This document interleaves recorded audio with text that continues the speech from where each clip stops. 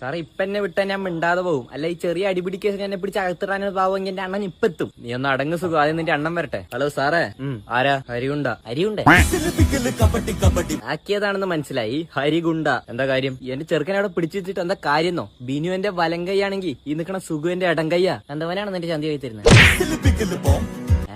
സാറേ തമാശയല്ല, വീട്ടിൽ കയറി പണിയും.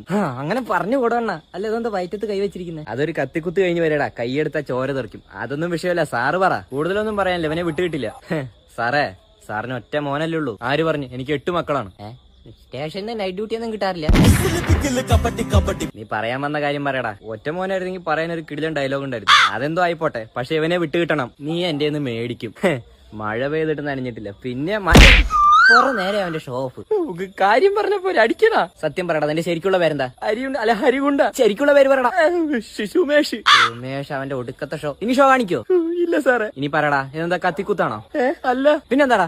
അതാ ഓരോന്ന്. അത് ചിലപ്പോ ഒന്ന് പൊക്കിളിന്ന് ചോര കുടിക്കും. അത് പേടിച്ച് മറച്ചു വെച്ചിരിക്കുക.